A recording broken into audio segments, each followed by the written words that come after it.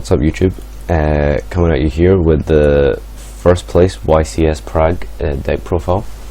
I managed to get this list from the channel Frank B. I'll link it down in the description just so I give credit where credit is due. But the YCS Prague winner has finally shown his deck list, and this is it here, so check the channel down below if you want to hear in-depth reasoning behind it.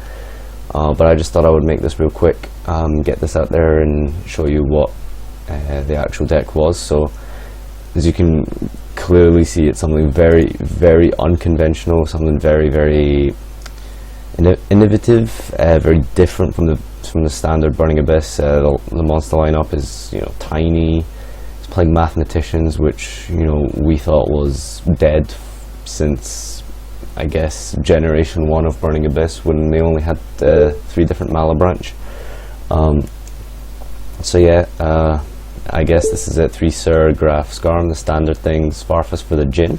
The 1 Libic, because I'm guessing you don't want to draw this thing, you only want to send it off math as pretty much another copy of Tour Guide.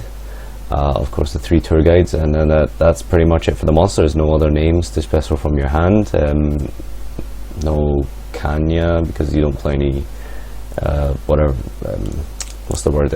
Burning Abyss spell trap card. Well, you play the Fire Lake, but I mean, I don't know. This is I guess he just didn't want to play Kanya. It's no space. There's really, you can kind of understand because of all the traps that there's hardly any room to special summon from your hand. But anyway, we have a Foolish Burial for the spells. I guess this is just to get your plays going, to faster out to the Djinn lock. Foolish Burial is just really good in Burning Abyss in general, but especially in a deck like Traps. And then we have, I guess, what is probably the MVP of the deck is Mass Change Second. The card can be pretty neg sometimes if you don't have the right things or in your hand and in your field, but you usually break even, and it just Dartlaw just shuts down a lot of decks, so there's no reason not to play it. 3 Upstart, because you want to get to those traps real quick, those floodgates, the traps, just anything to stop your opponent from playing Ego. 1 Fiendish Chain. I think he mentioned in the video that he only played 1 because he would have played more, although 1 was fine because he expected to play a lot more Clifford, and that's it's pretty bad against Clifford. So 2 Fire Lake. He said in the video that it's not very good against Necros, but yet he's maining 2, so I'm not particularly sure what his reasoning was for that. So I don't know, he played 2 Fire Lake, and then 3 Mind Crush. Understandable, it's very, very good if you chain it to Kaleidoscope against Necros, so, or even just any ritual spell in general, as long as you call the right card. 3 Wing Blast. It's not the greatest card against Necros, but it's definitely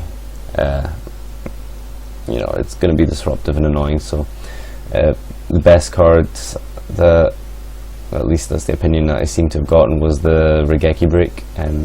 He said that you just need to have mass destruction offense against Necros, so just essentially just shut down their plays and keep their guys off the board.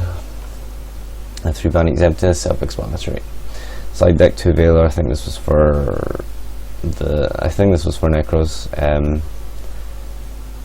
Yeah, so 2 Maxi only for the mirror match, 3 MST, 2 Twister, 3 Fairy Wind for Cliffort, and occasionally, well, not occasionally, but most of this is probably for all random crap decks as well, like Telenites and Floodgates, Yusenjus, and all this other rubbish that just has to use traps to win. 1 Mirror Force and a Torrential, he said, were pretty random, just for whatever deck, I guess, and just a one-off mistake for Necros. I could have sworn I was watching this guy play in Swiss and he was playing more, but it looks like 1 mistake. It shuts down Necros, but then again, I guess the reasoning for only 1 is you don't really want to turn off your own searching as well with Skarm, so just a one-off mistake. 2 Darklaw, 3 Dante, 3 Danrid, those are all explanatory. Alucard, it's not that great, but it's good against all the rogue crap, and at the same time, because you're playing no Rubik, there's no way to make Virgil. By the way, his reasoning for not playing Virgil was that it's just too, like, it's like a 3-card combo, and he also said that most of the things that Virgil gets rid of, you can get rid of with Farfa, I think, and just kill them that turn anyway. And you also have traps for anything that you would want to get rid of with Virgil, so I guess that made sense.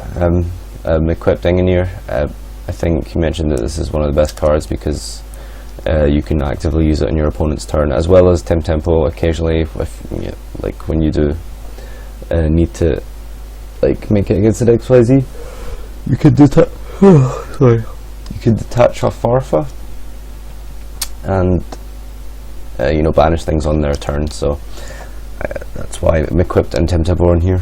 Double Acid Golem, not sure why, but I guess the Burning Abyss in general just has trouble getting over big guys, so you need to be able to make big monsters sometimes if you can't, you know, get a trap. One Z mains, again, probably same reason as Acid Golem. If you're not OTKing with Acid Golem, then you might need Z mains to just pop problematic cards on the field. It could be anything from like Shadow Mirror to not really vanities, but bigger monsters, etc, etc. So that's probably why the Z mains is in here as well. And yeah, that's the deck profile. Again, I'll leave the channel down in the description, so you should head over there. Just giving credit where it's due. And yeah, that's this is YCS Prague winning deck profile. So thanks for watching. Comment, like, subscribe.